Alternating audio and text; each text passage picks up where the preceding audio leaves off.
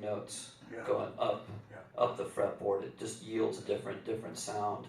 You can watch him on YouTube, and there's a couple of clips of him playing the guitar, and you see his style, how he does it. And you can see his fingers are all fucked up, They're melted. Oh yeah. Exactly. But a lot of times, you're trying to learn how to play jump blues. We're all pigeonholed in playing positions that look like playing a pentatonic scale. That's the first thing we're taught, right? You learn how to play, and they show you, and you're just hoping that's enough to get chicks and get laid. And then, but it's limiting in the fact that, well, I want to sound, I want to sound like Hollywood Fats. I want to sound like Junior Watson. How do you do that? This isn't going to cut it. By the time we don't want to do that, obviously we're all been married and we're over getting chicks, But the idea is I just play over chords. Everything is all based around chords. It's how all these guys did it. The chords. All the chords. He talks about your chord vocabulary. Well, the chord vocabulary doesn't just stem from rhythmic sense. It also stands from a solo sense as well. There's a book by Mickey Baker. You know who he is? He's got the vintage chord book that he has. I think is he still alive? He just died. He just died. He was in Paris. I went by his house once in the south of France, and he wasn't feeling too well. I wanted to say hello, because I dug him. I dug Mickey Baker. He's done all that King stuff, all the King stuff out of Cleveland, and he was cool, man, really cool. Yeah, we'll have to do a clinic on Mickey Baker all by himself. Well, nobody knows who he is. He played on everybody's records, Everybody's. But, Except Joe Bonamassa. Shit from Chanel. But I was going to talk about, but the licks over are all based around my chords. And I even on the one of the chord shapes I use is just this minor shape right here. We all can play a ninth chord, right? Everybody nod their head. Yeah, ninth chord. When I hit a ninth chord, I think of it just like that. And then I have all my tones in there.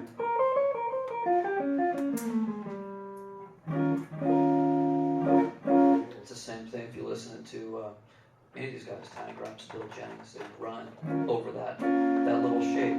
And the thing is that there's only so many ways your fingers are going to fall on the guitar neck, right? So you can move it around, and it can have multiple meanings. That's why understanding the intervals of the chord are really important.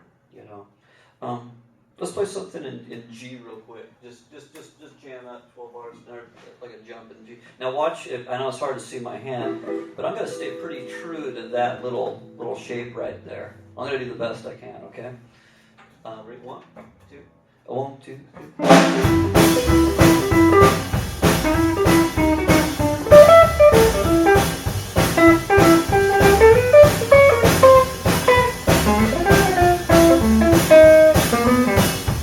Check it out.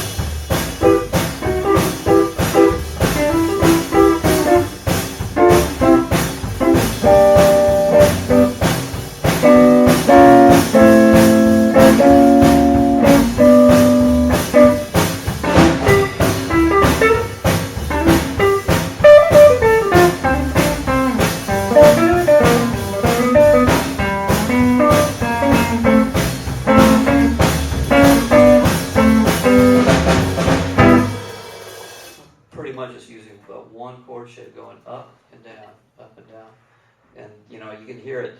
The point of the most interest in my guitar solos I use is from the 1 to the 5 chord. I have 2 bars to get from the 1 to the 5.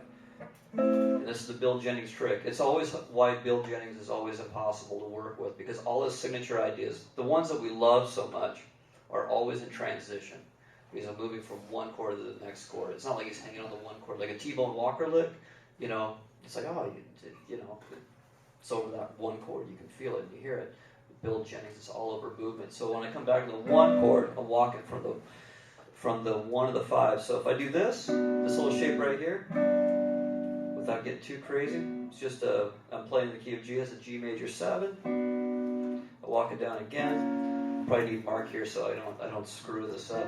Some sort of passing, like a half. Is it half diminished? If I do that walking down from the G, yeah. So I have the Rick flat 5 and the 7. Yeah, minor third, flat 5, minor 7, yeah.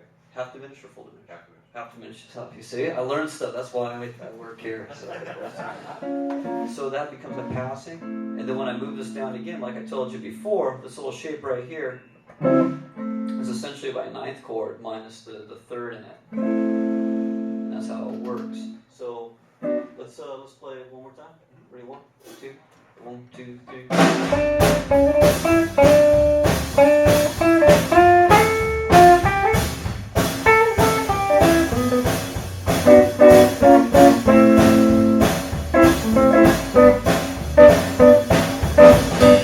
I'll keep doing it. Watch this.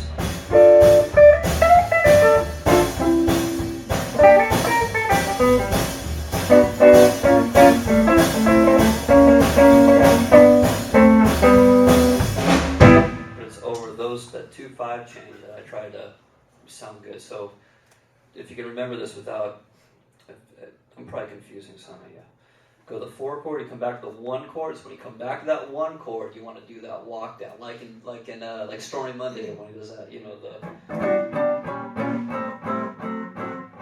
If you figure that out, you gotta sound really educated. So that's what I kind of look for. It's the same thing. I use these diminished chords quite a bit. And what's the line you're playing with when you don't even follow me on that, do you? See? But no, that's the cool part. It doesn't matter, Individuality. Yeah, it's independent. It doesn't mean that I have to cue him on that. Bad mouth harp players all day. What I could say, what I've told Tom and everybody else who I've run across that want to play this kind of music is what separates the band from the boys, literally, are chords. Chord knowledge. I worked with Barney Kessel for a long time. I was on the road with Barney Kessel, Charlie Bird, and Herb Ellis. I went out on driving these guys around and whatnot. And Herb, Charlie, or Barney Kessel would play chords, man, I couldn't even imagine. He'd walk in and he'd see a drum set and a bass on the thing, and he'd look at me and he'd go, "I'm going to do the gig alone." He said, "Tell these guys I don't want to use them." I said, "Oh man, they're going to break their hearts." And he says, "I don't give a fuck, man." He says, "I don't give a fuck." He says, "I'm going to play the gig alone." What scared me was the drums.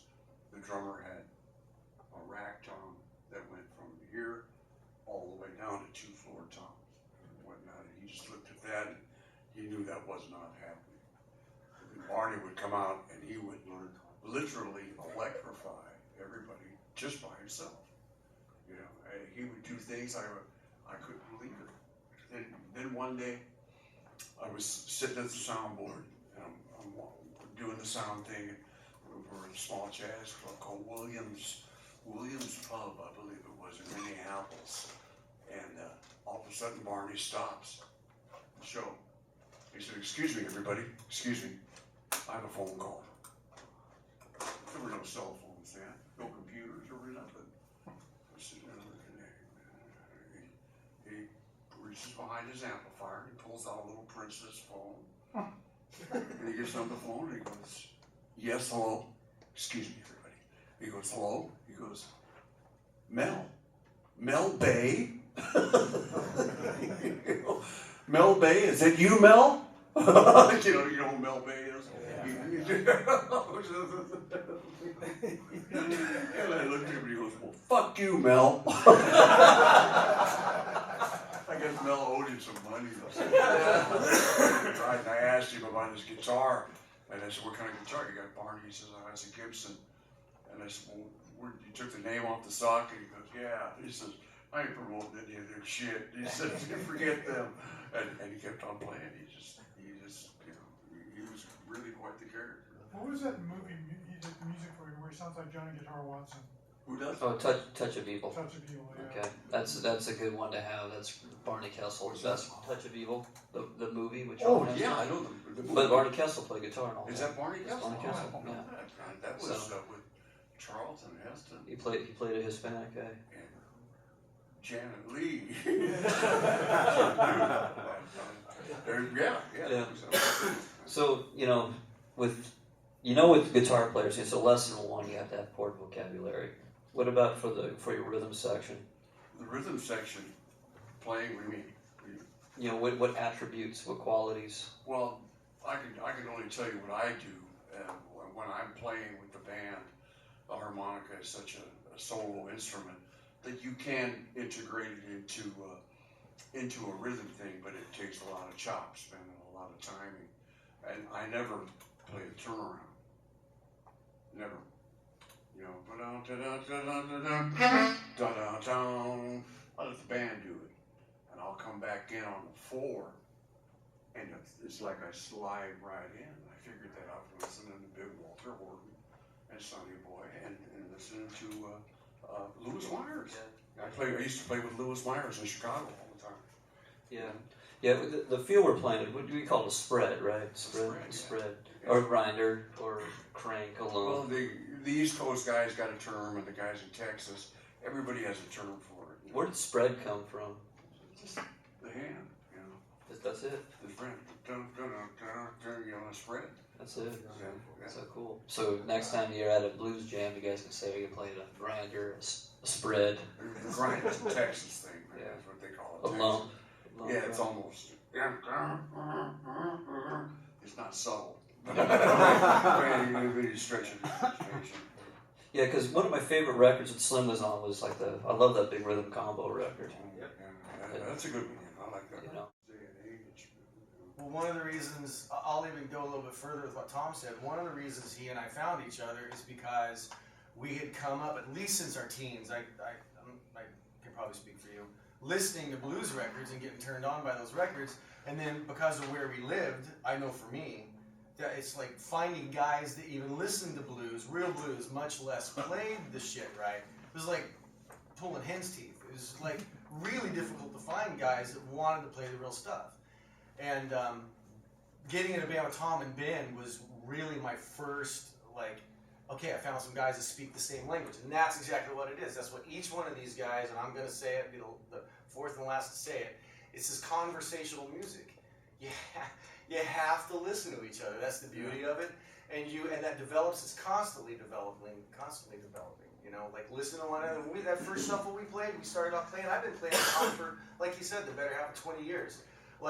My right hand, about a bar and a half into it, is okay, I can lay out, because Tom is so competent at comping and playing, he has elements of that Piedmont style where he can do the finger picking thing, play 2 parts, I don't know, maybe 3 parts at the same time. There's a trio here, as far as when Slim plays, of course, it's a combo, but filling in, he's making a lot of music for one guy, and playing those chord patterns and then the polyrhythms he's playing. You got a guy like that on guitar, I don't even have this, if I'm playing constantly dotting 8 notes and playing da-da-da-da-da-da-da, it's going to start sounding busy. And it's it almost kicks an autopilot. It's okay, a guy starts playing like that, he's coloring it by himself. I can just go to, instead of playing, let's go here. I take the right hand out. And it makes all the difference in the world. And all my life I grew up hearing, the feel, and I didn't know what that meant. And when I started playing with the right guys, I realized the feel is so much, it's about what you don't play sometimes that creates the feel. And there really is a feel. You know who's got that feel is James Gadsden. Oh, Watts. Have you ever heard of him? Watts. Yeah, this guy, he plays so good. He's a drummer, man. He's been playing. He lives in Inglewood. Get the hell out of there. But when I call a shuffle off, he plays it correctly. The correct speed, the correct tempo. Even if I call it too fast, he settles into where it's supposed to be, because he's a Kansas City guy. And the Kansas City guys back in the 40s, they knew how to play this style even more so than they do now. But he's really good. And he's the kind of guy who can play a solo on the drums, but when you're listening to him, he can play the head It's musical. on the drums. You go, wow, I can hear he's playing the head on the drums during his solo, you know what I mean? Without anybody else. Yeah, that gig we played. Yeah, we were. That was great. Yeah, James. I only played this guy one time. Of course, I was nervous. You know, James Gadsden, man. You know, thinking that guy's a monster drummer. And then, man, it was one of the easiest gigs. You know, play with him one time. You know, those kind of guys, they make it easy. It's not as hard. It's not as hard to play. Any other questions before we change fields or shift gears on this one? You guys good? Yeah, just on like the drummer, like on a shuffle, you're on a hi hat, which your drummer was. Do you ever feel like doing like a guitar solo to go to the ride cymbal, just to kind of feel it a little more? Sometimes. I mean, you did today, but I mean, do you do that sometimes? Just to, Yeah, it just, again, I'm really listening to, there's so many variables that can affect that. It just depends on everything from the tone to the volume to the phrasing. You know, I mean, it really does. I'm not making this stuff. Yeah. It's if I want to close it up more and I want to let what he's doing stand out, I might not play as much on the hat, you know, or the cymbal. If the cymbal's too washy and it's getting kind of washed out anyway, and you can't really pick out the strokes, and if it's just gonna, or maybe the cymbal's too bright and it's gonna interfere with the notes that he's playing, because it changes. He's not playing chords anymore. He's doing single string stuff and single note stuff. It's like, I don't want to play stuff that's gonna fight against what he's doing, you know, and it really depends. That's a good question. I'll end with this. There's a lot of guys just kind of get into that formula. It's like, oh, it's the solo now, I go to this cymbal. Okay, back to the verse, so I go to this cymbal. And there is some use for that, but it doesn't always apply. I agree. You gotta listen, man. Shoot from the hip. Yeah. Yeah, you gotta listen. Yeah. Hey, Marty, what about with regard to like crash cymbals? Because that's something that drives me up the wall. Yeah. Every Crash time there's a cymbals? chord change, Or as crash. Willie Big Eye Smith called them noisemakers. yeah. Among other expletives. He used them and he was great, but a guy like Willie Smith, for example, not excluded to, he played the fucking drums, man. He was very African in his approach to the drums too, man. For example, it was when he did like a lot of guys who play a two beat. This is pertaining to the whole cymbal thing. A lot of guys will play like guys like Francis Clay and Willie Smith. Willie idolized Francis Clay. It'd be more of a bounce, and it was more on the snare. It wasn't so much about the cymbal, you know. And sometimes he wouldn't even hit the cymbal. He'd come in and out of strokes and that, and I'm not even going to go into that.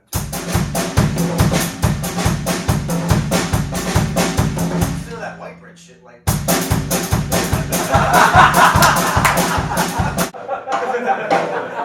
But I did it better than that. It's like, So it's good to play concise, short solos. You don't have to say everything you know every song. Right. A lot of assholes do that. You're playing and playing and playing. They don't get it. They don't get to wait and then come back in. Slim's pretty good. He lets me know. He looks at me and winks his eye. Looks at his watch. Let's play One Sweet Letter, man. Let's do that so we can talk about some swing stuff, which is kind of at the front of West Coast blues, right? Yeah. Okay, go ahead, count it. What are we playing now? Yeah. What brushes or sticks? Slim. Brushes or sticks? I don't care. Brushes. All right. I like brush work. Okay, you ready? I'll Here we fix go. that. There, 1, 2, 3, 4.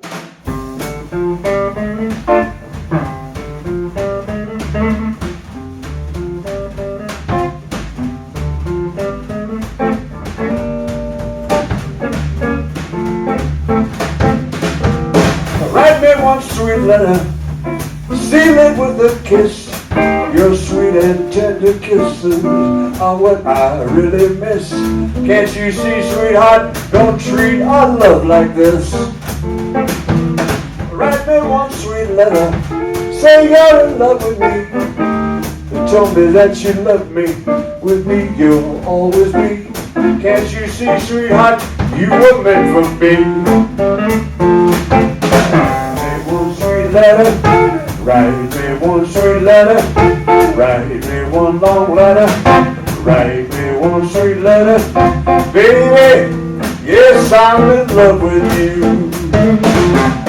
Write me one sweet letter, you got to say you're in love with me. Please tell me that you love me, with me you'll always be. Can't you see, sweetheart, you were meant for me. Write me one sweet letter, write me one long letter, write me one sweet letter. Got to sit down and write me one letter. Baby, I'm in love with you.